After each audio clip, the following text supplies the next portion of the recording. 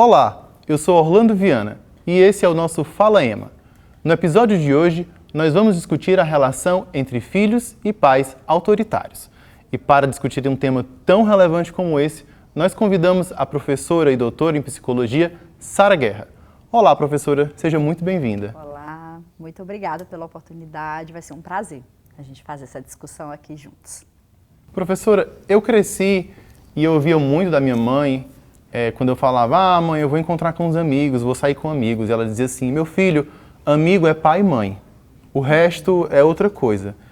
Eu, graças a Deus, tive a sorte de ter uma família muito bem estruturada, mas a gente sabe que essa não é a grande realidade de todo mundo.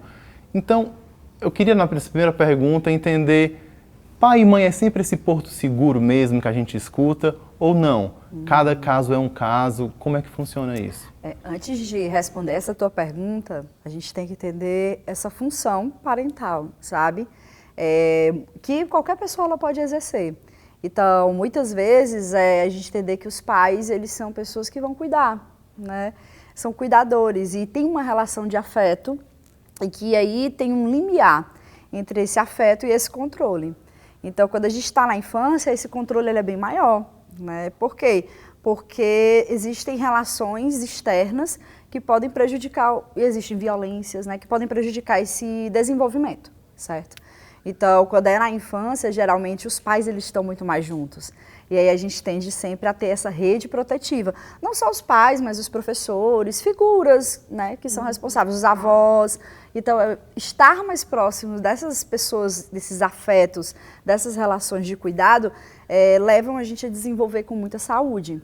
Então, antes da gente falar desse patológico, desse extremo controlador, é importante que sim, esse controle, essa atenção, a não negligência do cuidado, ela tem que ser notada. Só que com o decorrer do desenvolvimento, na adolescência, na juventude, nós vamos experimentando outras relações sociais, que isso tem muita base na infância, né? Assim, tem base nessa relação desse apego, desse cuidado. Tem as teorias do apego, né? Tem teorias do cuidado, tem a teoria do vínculo. Então, dessas teorias, elas falam muito o quanto que é importante essa base segura, sabermos que temos pessoas que podemos contar, sabe? Para a gente se desenvolver. Mas nem sempre é assim. Então, um limiar importante é a gente saber até que ponto esse controle ele vai ser extremamente patológico, adoecedor, até que ponto esse controle tem um cuidado e até que ponto é realmente algo que tira as nossas relações sociais. Então, se a gente quer observar muito se está adoecido ou não, a gente olha para as nossas relações sociais, a como o meu corpo responde. Então, você vê que o fator do cuidado ele é muito complexo, para além de controlar suas horas, ou com quem você sai, ou para onde você vai. É muito diferente. Então, tudo quando a gente vai para a psicologia, para as teorias sociais, para as teorias de vínculo, a gente olha muito esse limiar entre o que é cuidado e o que é risco e o que é proteção. Pronto, tem um limiar. O que é risco, o que é proteção. O que é cuidado, o que é controle. Né? O que é abusivo, o que é uma boa relação. Tá? E aí existem famílias que são disfuncionais, que têm formas de comunicação que são disfuncionais. Devido a quê? Devido a vários fatores, né? Então, queria deixar claro que isso não é um fator socioeconômico, isso não é um fator racial, isso não é um fator de gênero, e até descontextualizar as famílias, assim, o porquê? Porque não existem famílias somente hétero, sabe? Existem casais do mesmo sexo, existem cuidadores que não necessariamente são biológicos, então trazer esse outro contexto de família e por causa disso podem sim levar esse controle exagerado e que pode ser confundido com cuidado. Então tomar muito cuidado entre cuidado e um controle que é exagerado, sabe? E recentemente a gente viu o caso da Larissa Manoela, que teve muita repercussão, não só na imprensa, mas nos meios em geral. Esse tipo de relação acabou ganhando muito destaque e fez com que muitas pessoas conseguissem se enxergar também em situações parecidas, né? Sim. Qual a importância, então, da gente falar sobre essa temática e trazer isso para a discussão? Tu acabou de colocar, falar sobre, né? Tem famílias que têm uma dificuldade muito grande de comunicação. sabe? E que essas comunicações, as formas de comunicação são muito violentas. São muito de atitudes. Ah, mas é a minha forma de comunicar. Mas a palavra, o falar o que me incomoda, né, ela é super importante, né? Então, é muito difícil para os pais verem que os filhos eles podem tomar atitude e até mesmo, puxa, eu posso receber o meu dinheiro e tomar conta disso. Existe também um nível de maturidade mais avançado, né? Então, os pais, eles já passaram por certas coisas que a gente vai passar, né? E isso é muito bom, mas se não tiver comunicação de eu perguntar, pai, mãe, ou irmão, ou tia, ou vó, o que você acha disso? Né? O que você acha daquilo? Então, se não tiver essa comunicação, ela vai ficando mais complicada. E a mídia, ela deixa acessível essa discussão, sabe? Então, muitas vezes, a gente começa a olhar para o nosso intrafamiliar, a gente vai percebendo que existem padrões de comunicação que são super adoecidos, sabe? E aí, assim, indico, né, uma desconstrução do seu perfil mesmo de comunicação. E a gente traz para as nossas comunicações externas. Então, o teu jeitinho de se comunicar, ele vem do teu padrão familiar, da tua cultura familiar. Os tipos de festa que a gente gosta, as músicas, as nossas aptidões, as nossas habilidades. Agora, dentro de um ambiente em que existe muitas falhas de comunicação, aí a gente vai ver que tem algo mais adoecido. Então, detalhe, toda família, ela vai chegar a um ponto que vai ter as suas dificuldades, certo? Então, dizer que existe uma família perfeita, uma família padrão, é uma ilusão. Toda família vai ter, por quê? Porque são vários sujeitos, sabe? E aí tem muitos papéis, então tem os papéis que são parentais, tem os papéis que é de cada um, tem a coparentalidade, que é onde os pais vão ter que acordar como é que vai educar. Existem outras figuras ali dentro da família, cada cônjuge, né, vai trazer a sua história familiar, existe ali os irmãos, então você vê que é tanto papel que vão haver sim falhas de comunicação, mas é como essa família, ela se comunica e lida com essas falhas de comunicação, sabe? Como é que elas pegam essas ações, esses problemas e se comunicam. E aí no caso da Larissa Manoela, ela tem um fator que é a mídia, né? Ela é uma pessoa social demais, ela mostra. E aí vem uma influência financeira, ela é uma jovem que tem uma vida que é muito diferente de nós aqui, né? Que a gente leva.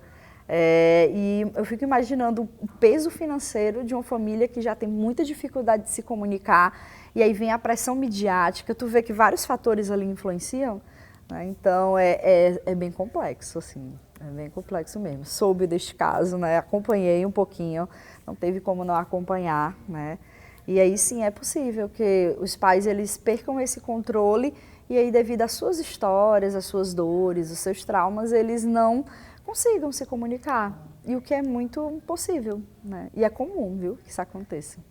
Professora, agora que você falou dessa problemática, que é principalmente de comunicação, de que forma a psicologia ela se propõe a amenizar ou resolver essa questão da comunicação entre pais e filhos, e dessa forma que acaba às vezes até é mais do que influenciar, é quase que controlar os filhos, né? Os pais quase controlam os filhos. De que forma a psicologia se propõe a resolver essa questão, ou atuar nessa questão?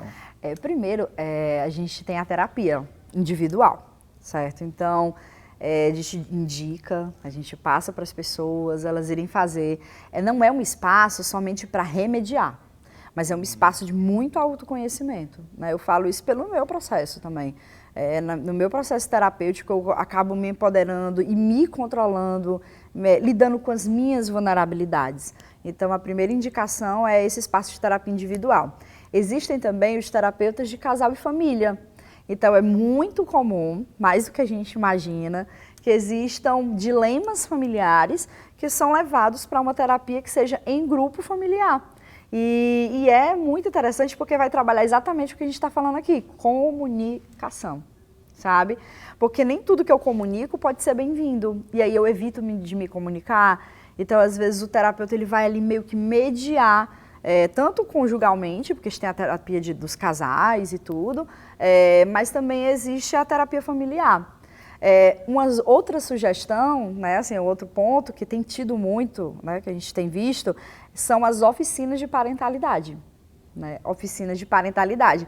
Então, na adoção, né, que é uma área que eu mais atuo, a gente trabalha muito, treinando, fazendo roleplay, invertendo papéis, enfim, trabalhando esses papéis parentais, principalmente quando os casais eles rompem, sabe, tem um rompimento, como é que lida com a coparentalidade ali. E aí, para quem tem mais dificuldade, existem grupos maiores e a gente fala sobre isso, existe a mídia. Então, hoje, muitos psicólogos têm Instagram, têm rede social, fazem vídeos no YouTube e debatem sobre isso.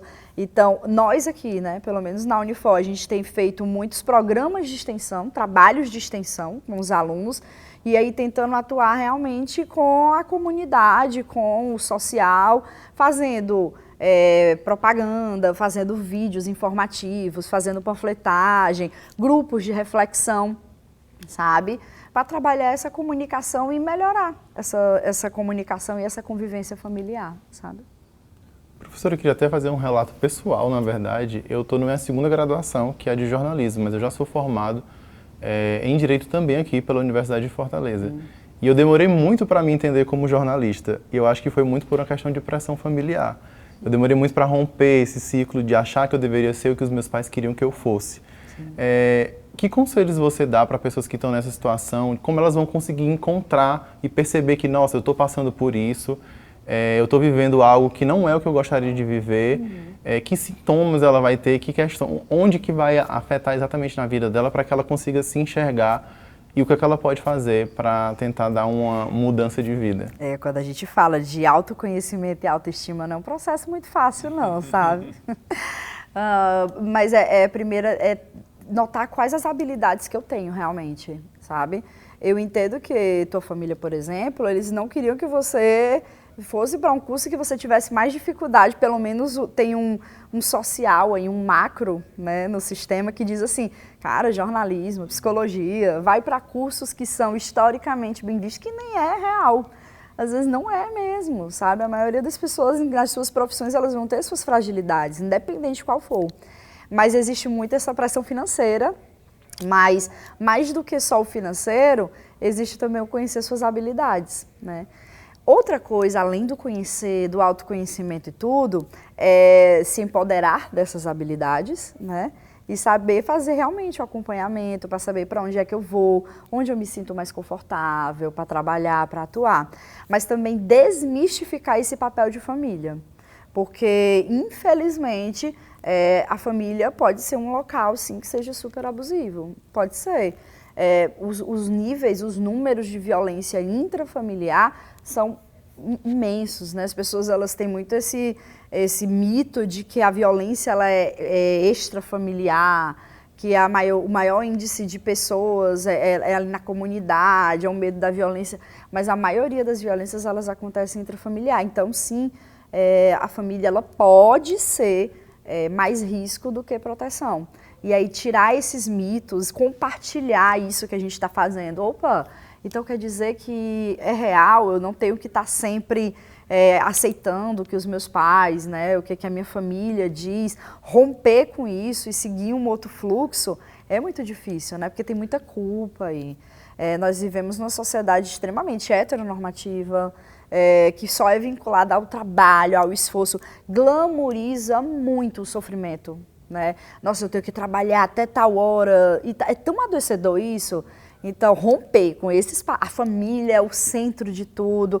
Não, a família ela é um sistema, né? Ela é uma parte desse sistema, os amigos, o trabalho, isso vai deixando a pessoa mais saudável, né? E as relações, não importa quais sejam, elas têm que serem saudáveis, né? Tem que ter uma boa comunicação. Então não adianta de nada eu estar num grupo familiar em que eu não esteja vendo ali estar saudável. Então que mecanismos eu vou utilizar? Me afastar um pouco mais, tentar a minha independência, arranjar um emprego depois, fazer aí outro curso. Não sei, a gente vai na terapia, a gente vai encontrando essas estratégias, sabe? E são tão legais, acho que é por isso que eu me envolvo tanto com a psicologia, sabe? Porque a gente vai vendo as estratégias das pessoas, né, de superar esses obstáculos que, nossa, são demais, né? Tem uma professora até aqui da Unifar, Normanda, né? A Normanda, ela estuda resiliência familiar, né? Resiliência comunitária, e dentro da resiliência é muito interessante ver, eu acho lindo. Não é somente superar o obstáculo, mas ver o que essa pessoa ela tem de potencialidade para superar esses riscos, sabe? Para superar esses fatores que são de risco. Então, quando eu potencializo essa pessoa, ela passa por esse obstáculo. Então, se tem algum problema de comunicação, se você tem um mal-estar familiar, se você está com alguma angústia, começa a potencializar, a buscar a terapia, né? A buscar grupos, a falar mais sobre isso, a buscar ajuda de profissionais, de colegas, de amigos, se inscreve em cursos, enfim, vamos pensar em estratégias para potencializar suas habilidades para você superar. E aí você vai ver que o seu sistema vai mudar todinho. Eu tenho certeza, né, que quando você faz uma escolha, seus pais devem olhar de outra forma. E aí eles vão mudando as concepções. Então é possível que um membro familiar, ele mudando ali sua forma de comunicação, ele mude todo o seu sistema. E aí, no caso da Larissa Manoela, eu acredito que tem algo que seja muito mais do que somente comunicação, tem algo que é judicial, que é financeiro, que é midiático, né? Não é somente ali familiar, de relações. E aí lembrar também que família é vínculo, tá? Família é vínculo. Então, muitas vezes, aquele biológico que é tão imposto pra gente, ele tem que ser quebrado, sabe? Então, peraí, tem pessoas que cumprem funções parentais que são tão simbólicas, são tão importantes pra gente, sabe? Então, são meio que mitos sociais que a gente vai quebrando e vai deixando a gente mais leve para viver. Professora, muito obrigado pela sua participação. Imagina. Foi uma maravilha te receber aqui no nosso programa, tá certo? Tá, eu que agradeço pela oportunidade, né, de estar aqui. Espero vir outras vezes para debater outros temas como esse e ter ajudado. Para você ver o nível de complexidade que é. Então, a gente vai debatendo outros temas, estou super à disposição. Espero que vocês gostem também de casa, né, e aí podem contar comigo, viu? A gente se vê. E é isso, pessoal. Muito obrigado e até o próximo episódio. Tchau, tchau.